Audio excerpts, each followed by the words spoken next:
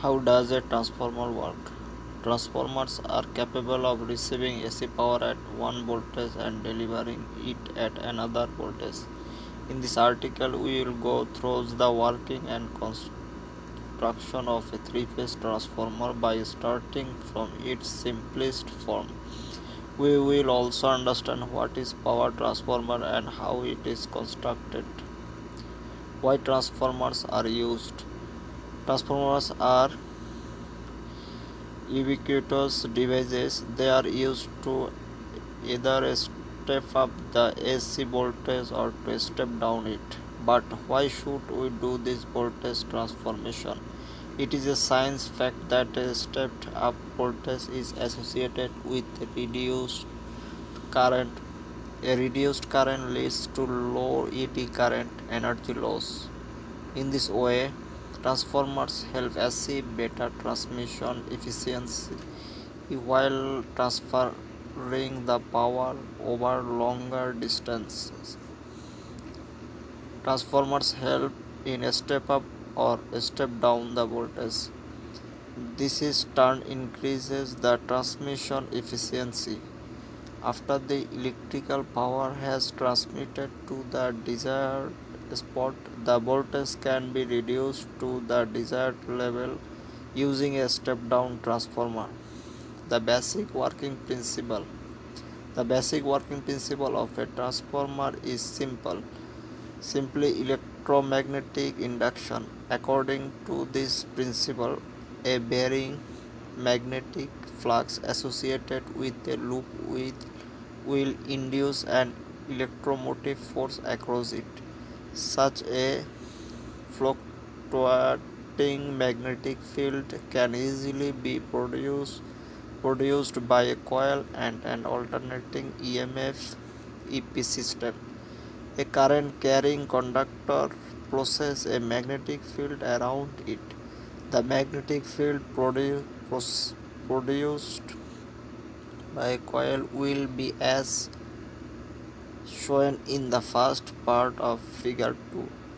With the fluctuating nature of the alternating current, the magnetic field associated with the coil will also fluctuate. This magnetic flux can be effectively linked to a secondary winding with the help of a core made up of a ferromagnetic material. The linked magnetic flux is shown in the second part of figure 2. This fluctuating magnetic field will induce an EMF in the secondary coils due to electromagnetic induction. The induced EMF is denoted by ES. AC current in a coil produces a fluctuating magnetic field. This magnetic field can effectively link to a secondary coil with the help of a core. Since the turns are arranged in a series, the net EMF induced across the winding will be sum of the individual EMFs ES induced in each turn. NS represents number of turns at the secondary windings. ES is equal to ES into NS. Since the same magnetic flux is passing through the primary and secondary coils, the EMF per turn for both the primary and secondary coils will be the same. ES is equal to EP. The EMF per turn for the primary coil is related to the applied input voltage as shown. EP is equal to EP divided by NP. By rearrange the above equations, it can be established that the induced EMF at the secondary coil is expressed as follows: ES is equal to EP divided by NP into NS. This simply means that with fewer turns in the secondary than in primary, one can lower the voltage Such transformers are known as step-down transformers. For the reverse case, one can increase the voltage step-up transformer, but since energy is conserved, the primary and secondary currents have to obey the following relationship. IP is equal to IS into ES. Three-phase transformer. Three-phase transformers use three such single-phase transformers as shown in the figure below. Three-phase transformer can be considered as three independent single-phase transformers. It is clear from figure 3 that independent three-phase transformer will require a huge amount of core material and results in a bulky design. As a result, practical three-phase transformers use a slightly different coil configuration to make it more economical. The design illustrated in figure 4 is used. Here the primary and secondary coils sit concentrically. Three such concentric pairs are used in three-phase transformer. 4SB and LB windings are placed concentrically in three-phase transformers. The concentric winds are made to sit on three transformer core limbs as shown in the figure 9. We will learn more about the core construction in the coming season. Power transformer construction features. The transformers which are used in high voltage applications are referred as power transformers. They handle voltage in the range of 33 to 400 kilovolt. The windings of a power transformer is quite different from that of a low voltage transformer. Distribution transformer. We will explore the construction and connection details of the power transformer winding in this season. Winding type. The power transformers generally employ a special kind of windings known as a disc type winding, where separate disc windings are connected in series through outer and inner crossovers. Figure 5. The separated out discs are shown in the first part of the figure.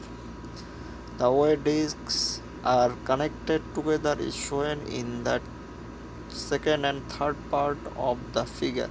The first part of figure 5 shows the separated out discs. In the second and third part of the figure, the inner and outer crossovers are shown.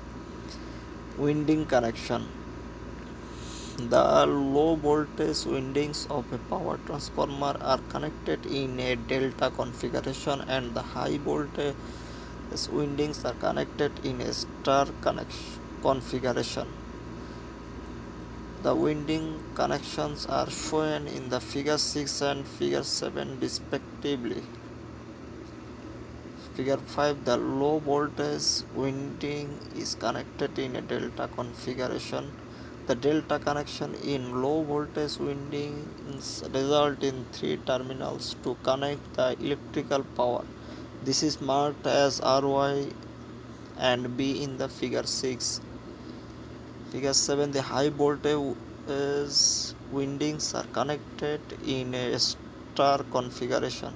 On the contrary, the star connection in high voltage transformer results in four terminals to connect the electric power.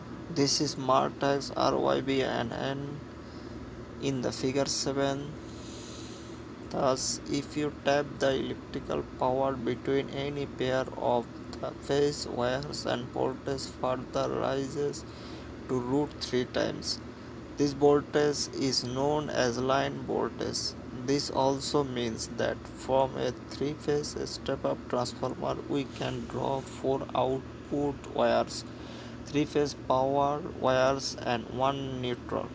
If you draw power between a neutral and phase wire, that is known as phase voltage. High voltage insulated bushings are required to bring out the electrical energy. It is clear from the figure 8 that the bushings at the high voltage side are quite bigger compared to the low voltage bushings. Figure 8. Insulated bushings are required for smooth transfer of electrical power.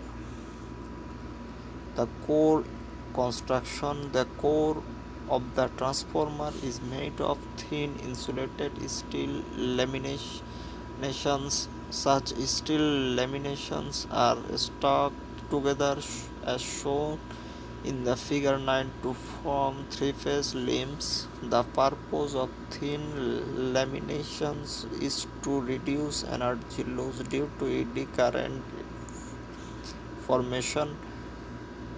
Please note here that the separated out layer blocks in the first part of figure 9 is a stacked layer of much thinner steel laminations.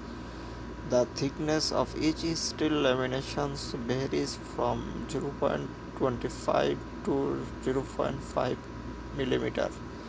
Figure 9. The core is made of thin insulated steel laminations. Such laminations are stacked together to form three-phase lamps. The low voltage windings usually sit near the core of SB. Windings were placed near to the core due to the windings high voltage. A huge amount of insulation material would be required between the windings and core. Thus, the placing the LB windings near to the core, we can save a good amount of insulation material. The output voltage of a transformer will undergo minor fluctuations due to the reasons like load variation and change in power input supply. A tapping mechanism in the secondary coil helps in regulating the output voltage to the specified limit. The tapping mechanism simply changes the number of active coils in the transformer action, thus controls the output voltage. Since more number of turns are there in the SB windings, voltage fine-tuning can be more accurately controlled by providing the tapping on the SB side. This is another reason why SB windings are not placed near to the core. If we are placed near to the core, movement of tapping mechanism would have been more difficult, causing the tapping design more complex. Energy losses in a transformer. Various kinds of energy loss happen while transforming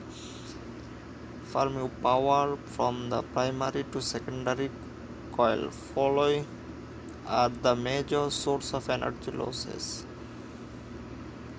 All these energy loss are dissipated as heat, so a proper cooling mechanism is necessary to keep the core and windings temperature of the transformer below a specified limit. Figure 10. Coolant oil circulation in the transformer is depicted in this figure.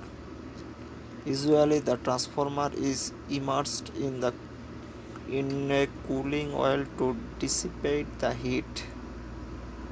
The oil dissipates the heat by natural convection. It is clear from the figure 10 that hot oil at the bottom of the tank rises to the top by natural convection. This hot fluid is passed into the fans which are fitted outside of the transformer by front of pipe. The oil liberates heat when it passes through the